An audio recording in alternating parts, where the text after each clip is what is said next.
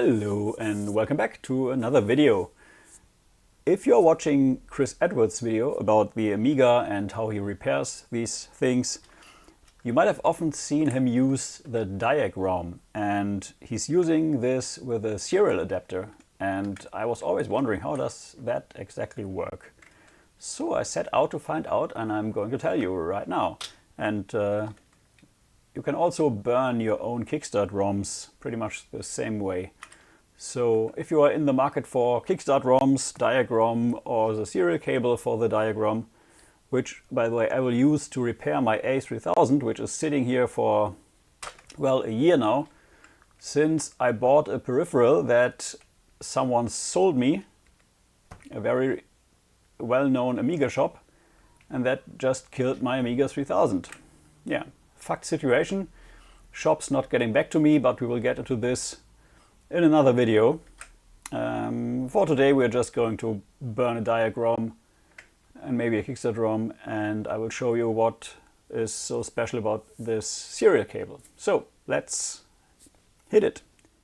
This video is kindly sponsored by PCBWay. Thank you, PCBWay.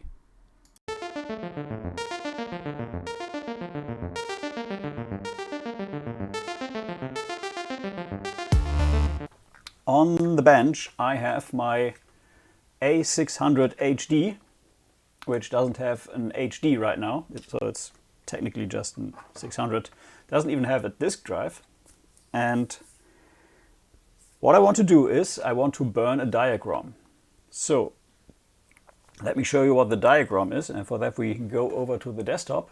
Let's first go to the DiagRom download page. So the DiagRom for the Amiga is a ROM that you stick into your Kickstart socket, so the Kickstart ROM socket, and it allows you to get diagnostic information like how's the memory, are my CIAs okay, all the things you want to know about your Amiga. And the special thing is, even though your Amiga might not be able to output any graphics, you can use a serial adapter, which I will show you in a minute, in conjunction with your PC. So you connect your PC to your Amiga or vice versa, and you can see the output of the DiagRom on your PC screen, which is pretty cool, especially if your Amiga is not posting anything and you're getting just a black screen. So I wanted to have one of these DiagRoms, and in the case of the A3000, it's actually two DiagRoms, a high and a low ROM, like the Kickstart ROMs for the A3000. And in my box of ROMs here, I have the A3000 ROMs, and I bought these and I had to remove the labels because I wasn't sure about my own EPROMs, if they actually work. And you can use 27 C400 EPROMs, like this one here, and burn these in your XGU Pro or Mini Pro 2 Plus, no, TL866 2 Plus. So if you have an EPROMer, chances are you have one of these, and problem is they might fit in here, but you can't burn them in here. You need one of those fancy ass adapters here. And this adapter goes in here. You put this in the socket and you close the socket. And then you have this socket up here where your EPROM goes. And the EPROM goes, and that is one thing I had to learn.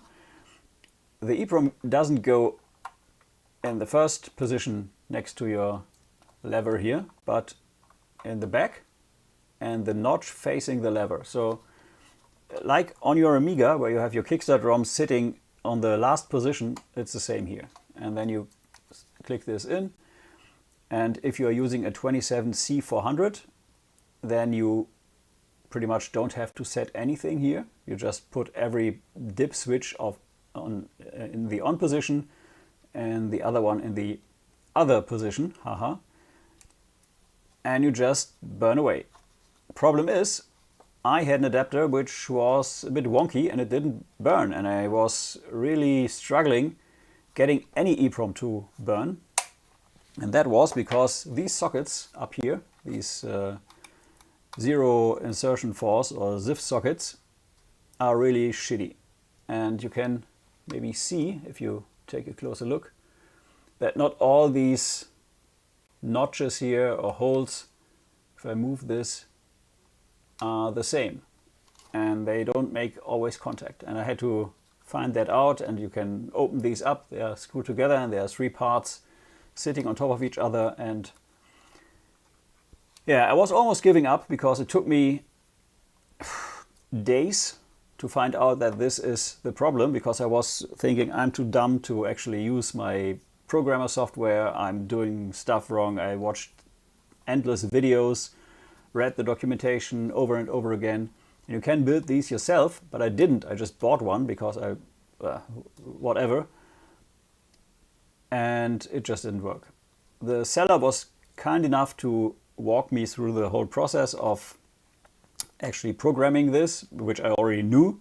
And I had tried everything he threw at me. But in the end, he sent me just another one. And that one here just works. With a caveat, that just did take me to actually, well, readjust this. And if you look from the side, you can see it's a bit bent. And that is because under this socket there are components, and this socket sits on these components, and there's still a degree of wonkiness, but I was able to burn EPROMs with this adapter. So I'm happy now. And I did burn both the 27C400 and the 27C800, which you can also use, and all the other C variants.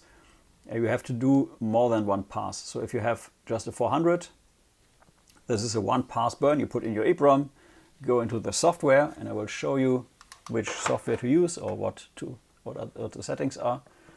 And you open your burning software, the XG Pro whatever version, and you select the AM27C4096 DIP40, because there's no C400 in this software.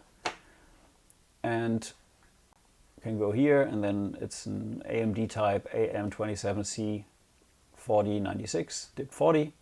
Select that, and then you have to uncheck pin detect and check ID, because if you leave these on, you will only get errors. Voltage wise, you will set this to either 1250 or 13, both is okay, but you have to reduce the pulse delay to 50, which is very important. You can leave verify after on, but I just unchecked it, because if it works, it works. If it doesn't, then, well, I don't care. And skip blank you can also just, yeah. So that's what you set, and then you go and you load your ROM files, and I have these are my Kickstart ROM files here. And if you're just looking for the 500 ROM, I don't think I have one here. Let me quickly check. DiagRom. So here are DiagRom files. If you want to have a DiagRom for the 500, 2000 and 600, you just go and use the 16-bit. And if you have 3000, 4000 or any of the towers, you need to have a high and a low ROM. So use this and then burn a second one with this. And just go to program and off you go. Should work. If your adapter is working, that is. Yeah, so that is that. So we have a DiagRom burnt, which is nice, and you can burn the Kickstart ROM the same way. If you have just a 500, 600, 2000, you have the 1ROM version, you go and burn your Kickstart.bin, whatever the Kickstart is, or you burn the Kickstart high-low on 2 different EPROMs. And as I said, you need the 27C400 or 27C800 or higher. If you have the 800, you have to do a 2-pass burn, which is you put the EPROM in, the 800 or higher. If you have an 800, you have 2 passes, and the higher the value behind the C, the more passes you have. And the first pass is always with all the switches on, and you burn the first pass, and if you have an 800, you leave the same file in, the same bin file. So if you have a high ROM, you leave the high ROM file in, and you just set the first dip switch to off and burn again. And that way you get the different passes of that are needed to actually burn the EPROM. And that works. And as I said, I tried with the 400 and the 800 and both work. Now you have a DiagRom. What to do with it? You take out your standard Kickstart ROM out of your A500 or whatever. If you have just one ROM, and we're trying the 600 here for this experiment, and I have burnt an A500 DiagRom, which is a 16-bit version, which you saw as a file. You put it in here, just like the normal Kickstart ROM. It goes to the right with a notch to the left. And with this in, let's put these to the side.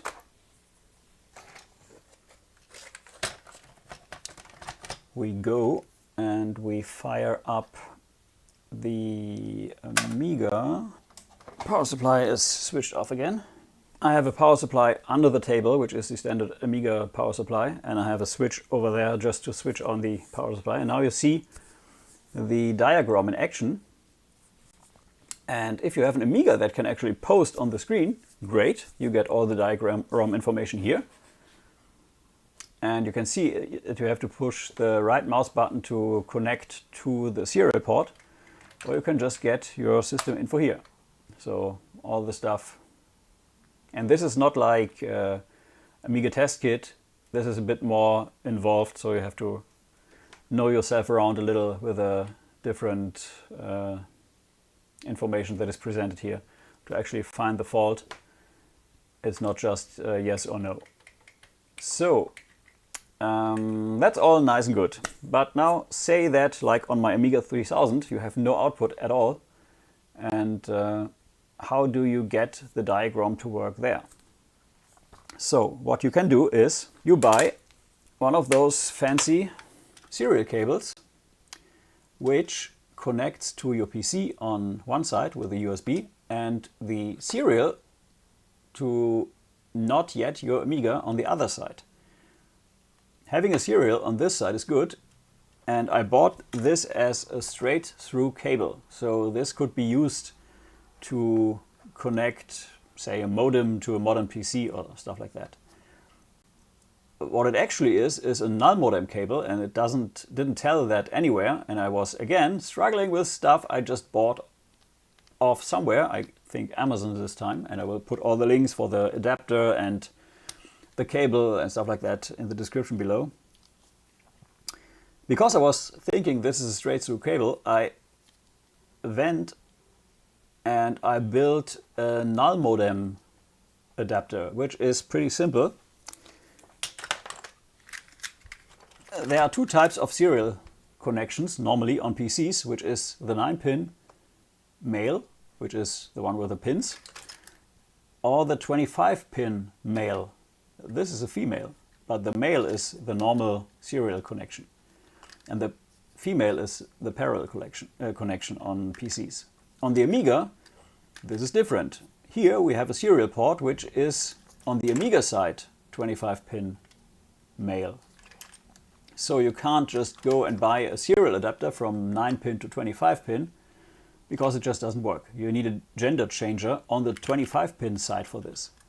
And these are, I didn't find one. So what I did is I bought one of these normal 9-pin serial to 25-pin serial, PC serial male adapters, opened it up and switched this connector here for the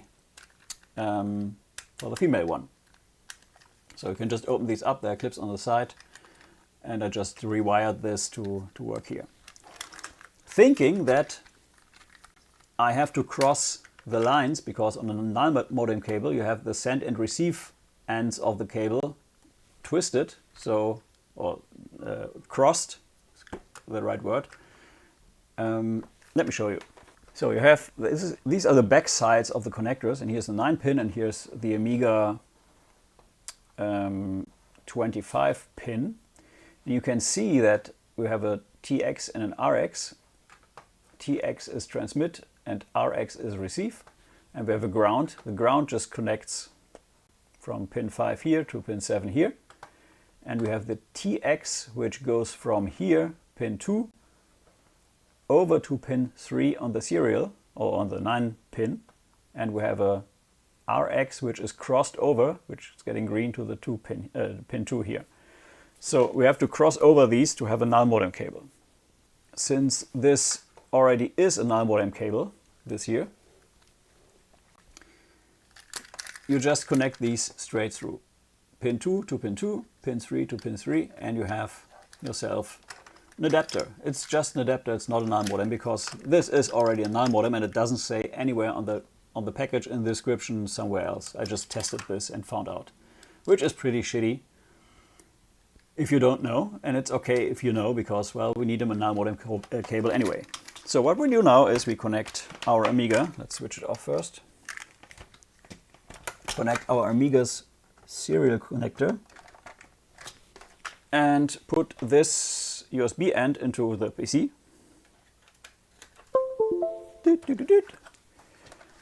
And now we go and we open a program that allows for a serial connection, like, let's say, PuTTY. PuTTY is free. It's just a terminal / serial connection program.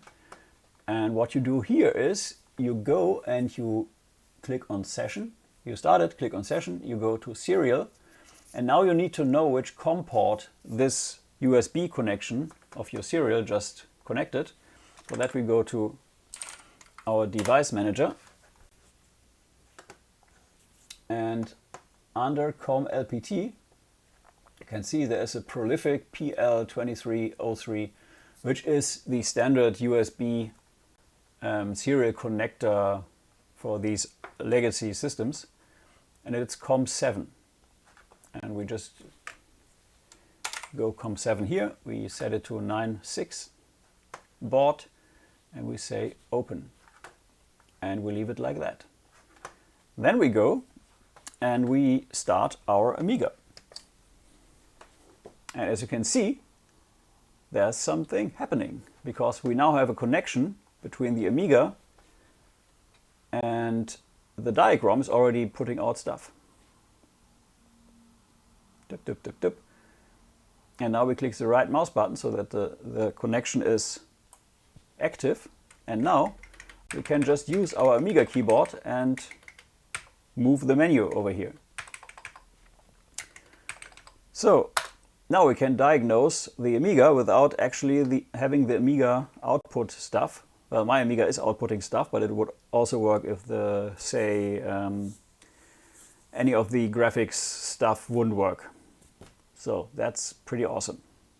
So now I'm set to actually diagnose my A3000, and I'm pretty happy about that, because it took me quite a while to get to this point. And yeah, I will start filming stuff on the 3000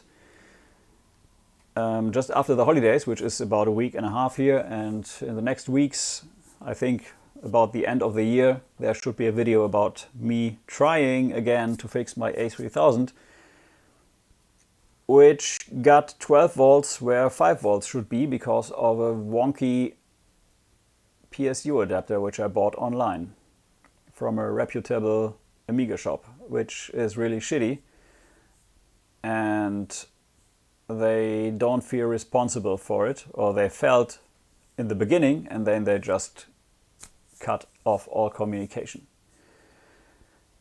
I hate that. I really, really do.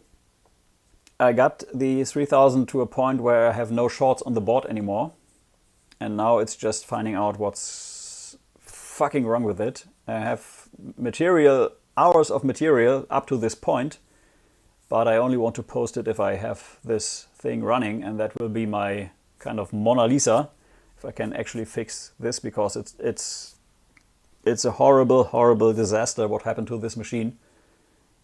And yeah, I'm pretty emotional about it, and it would be great to have it running again, because if you know me, my A3000 is kind of my all-time favorite Amiga, which I learned C on back in the day, in the 90s, when a friend brought his 3000 over and taught me how to program in C, and it's very emotional, the whole thing. So getting this to run again would be awesome, and I want to try it myself. I'm not the best in repairing these kinds of machines. I'm okay-ish on C64s and stuff like that, but Amigas, if they don't have the simple faults like change the caps or anything, the 3000 is a pretty involved machine, just like the 4000, and there's a lot of moving parts inside. Not literally, but you know what I mean. So getting this to run would be a pretty much a heavy learning curve for me. It has already been, but it would be even more. Yeah, so this concludes this video. I will put the links for the adapter and all the stuff in the description below. I hope you can use this to get your own DiagRom up and running, or your serial connection to fault find on any Amiga, or just burn your own Kickstart ROMs, which is also a nice thing to have and to do. Yeah, that's it for this video. Until next time, thanks for watching and cheerio. Thanks again to PCBWay for sponsoring this video. If you need any PCBs, pre-assembled PCBs or 3D printing, please use the link in the description below. Thank you for watching Retro is the New Black. If you are new to the channel, please like and subscribe. If you like the video, please share. Every like, share, and comment helps a lot. Until next time, bye-bye.